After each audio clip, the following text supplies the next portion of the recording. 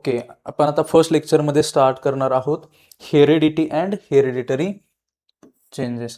मग त्याच्यामध्ये हेरिडिटी म्हणजेच काय?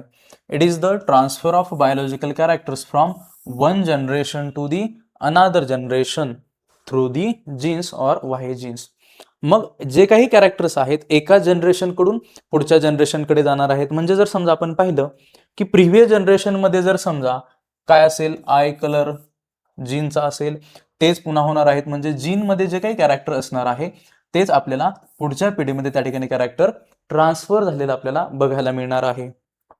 मग आपल्याला माहिती आहे की जो डीएनए आहे, डीएनए मध्ये काय असतो तर जीन असतो आणि याच्यातूनच सगळे जे काही कॅरेक्टर असतील, मग स्किन कलर असेल, कलर ऑफ हेअर असेल, त्याच्यानंतर शेप ऑफ नोज असेल किंवा शेप ऑफ इयर असेल, हे जे काही सगळे कॅरेक्टर आहेत ते आपल्याला अगोदरच्या पिढीकडून पुढच्या एक पिढीकडे आलेले बघायला मिळतात. पण आपल्याकडे काही गैरसमज आहे की काय होतात की कुणीतरी आपण सांगतो की पोटाला आलेले आहेत.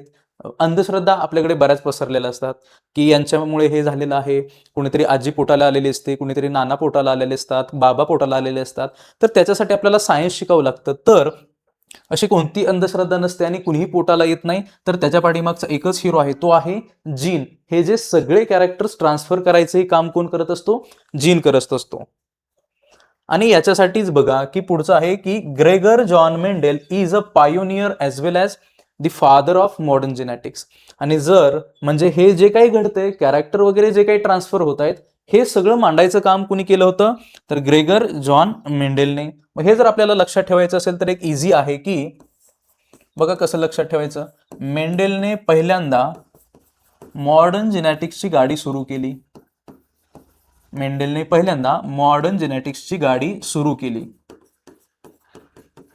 अशा प्रकारे आपण ट्रिक्सच्या माध्यमातून याची या ठिकाणी माहिती लक्षात ठेवू शकतो. ओके, मग आपल्याला प्रश्न काय विचारला जाऊ शकतो की who is the father of modern genetics किंवा पायोनियर ऑफ मॉडर्न जेनेटिक्स. त्या ठिकाणी आपल्याला ते आन्सर काय लिहायचं आहे? Gregor John Mendel. It help to uncover the genetic codes in hidden DNA. मग जीनचं काय काम आहे की जे काही इंफॉर्मेशन हिडन केलेलं आहे इसको तो अनकवर करने का काम ये करेगा. Thereby, the technique of recombinant DNA technology emerged, which has a vast scope in the field of genetic engineering. मग जेनेटिक इंजिनिअरिंग असेल, जेनेटिक्स असेल किंवा फॉरेन्सिक सायन्स असेल, याच्यामध्ये आपल्याला बऱ्यापैकी या डीएनए मध्ये स्कोप असलेला बघायला मिळतो. मग नेक्स्ट आहे की uses of science of heredity. मग हे जे सायन्स आहे किंवा हेरिडिटी आहे याचा यूज कुठं कुठं होतो? मग युजफुल फॉर डायग्नोसिस. एखादा आपल्याला कोणती गोष्ट आयडेंटिफाय करायची असेल तर त्याच्यासाठी याचा यूज होतो. Then treatment and prevention of hereditary disorder. मग एखादा डिसऑर्डर पुढच्या पिढीमध्ये ट्रान्सफर होऊ नये याचं आपल्याला काय करता येते? त्याच्यासाठी ट्रीटमेंट पण आणि त्याला प्रिव्हेंट पण करता येतं. Production of hybrid varieties of animals. ज्या काही लोकल व्हरायटीज असतील यांच्या व्यतिरिक्त आपल्याला हायब्रिड व्हरायटी या ठिकाणी जेनेटिक इंजिनिअरिंग किंवा हेरिडिटीच्या मदतीनं करता येते. Next plant and in industrial processes in which microbes are used. मग वेगवेगळ्या प्रकारचे मायक्रोब्स असतील, मे बी हार्मफुल मायक्रोब्स असतात, पण ते आपण इंडस्ट्री लेवलला यूज करणार नाही. मग आपल्याला त्या ठिकाणी जे काही इंडस्ट्री लेवलला यूज करायचे असणार आहेत ते बऱ्यापैकी आपल्याला युजफुल मायक्रोब्स असलेले बघायला मिळतात. आपल्याला जर हा चार्ट म्हणजे सायंटिस्ट आणि त्यांनी काय काय डिस्कव्हरी केलेली हे आपल्याला फर्स्ट सायन्स 2च्या पहिल्या चॅप्टरच्या पहिल्याच पेजवरती आहे. हे जर आपल्याला लक्षात ठेवायचं असेल तर त्याच्यासाठी काही शॉर्ट ट्रिक्स आहेत, त्याच्या माध्यमातून आपण लक्षात ठेवूया. बघा, 1901 Hugo de Vries and mutational theory. याला जर आपल्याला लक्षात ठेवायचं असेल तर कसं ठेवणार? बघा, 1901 मध्ये ह्युगोचे म्युटेशन थिअरी आली. अशा पद्धतीने आपण काय करू शकतो? हे पूर्ण लक्षामध्ये ठेवू शकतो. ज्यावेळेस आपण एखादा मूव्ही बघतो त्यावेळेस आपल्या सगळ्या लक्षामध्ये राहत असतो, कारण त्याच्याले डायलॉग पण माहीत असतात. मग ज्यावेळेस आपण एक्झाम वगैरे देणार आहोत त्यावेळेस अशा जर गोष्टी आठवल्या तर इझिली आपण काय करू शकतो? त्याचं आन्सर लिहू शकतो. काय आहे ते? 1901 मध्ये ह्युगोचे म्युटेशन थिअरी आली. म्हणजे आपल्याला सायंटिस्ट पण कळाला ह्युगो आहे, त्याची थिअरी पण कळाली आणि त्याचं इयर पण आपल्याला या ठिकाणी समजून घेता आलं. तर आपण नेक्स्ट पाहिलं बघा, वॉल्टर अँड सटन. हेही आपण ट्रिक्सच्याच माध्यमातून बघणार आहोत. 1902 मध्ये वॉल्टर अँड सटन यांनी ग्रासहॉपरच्या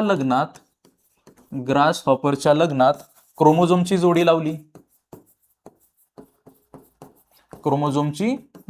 लावली, बघा किती सोप्या पद्धतीने या ठिकाणी आपण काय करू शकतो, ह्या गोष्टी लक्षात ठेवू शकतो. म्हणजे आपल्याला काय कळतंय की ग्रासहॉपर आहे, त्याच्यामध्ये आपल्याला क्रोमोझोमची काय दिसते, जोडी म्हणजेच काय दिसते, पेअर दिसते. मग कुणी लावली, ऑटर अँड सटनने 1902 मध्ये, 1902 मध्ये हे त्यांनी कार्य केलेलं आहे. असं आपण त्या ठिकाणी कशा एका ट्रिकच्या माध्यमातून लक्षात ठेवू शकतो. जर आपण नेक्स्ट इथं आलो, इथं जर आपल्याला लक्षात ठेवायचं असेल तर बघा याच्यामध्ये की 1944 कसं लक्षात ठेवायचं, 1944 मध्ये एक सिनेमा आला होता. कोणता सिनेमा होता तो, सायन्स सिनेमा होता. आणि त्याच्यामध्ये हिरोईन होती DNA आणि त्याच्यामध्ये 3 हिरो होते जे आपल्याला इथं बघायला मिळतात, Oswald every, McLean मॅकार्थी and Colin मॅकलिओड. अशा ट्रिकच्या माध्यमातून आपण हे लक्षात ठेवू शकतो. 1944 मध्ये एक सिनेमा आला सायन्स, ज्याच्यामध्ये DNA हिरोईन होती आणि 3 आपल्याला हिरो असलेले बघायला मिळतात. नेक्स्ट आहे बघा 1961. मग हे कसं लक्षात ठेवायचं, बघा फ्रँकॉइस जॅकॉब काय म्हणतो की प्रोटीन कसं तयार करायचं, तो काय विचारतो, प्रोटीन कसं तयार करायचं, तर जॅकॉब मोनार्ड काय बोलतो, चला आपण मॉडेल बघूया. ही एक ट्रिक आहे की जेणेकरून आपण काय लक्षात ठेवू शकतो, 1961 मध्ये फ्रँकॉइस जॅकॉब अँड जॅक मोनार्ड यांनी त्या ठिकाणी मॉडेल एक प्रपोज केलं, कशासाठी, प्रोटीन सिंथेसिससाठी. अशा वेगवेगळ्या ट्रिकच्या माध्यमातून आपण हे लक्षात ठेवू शकतो.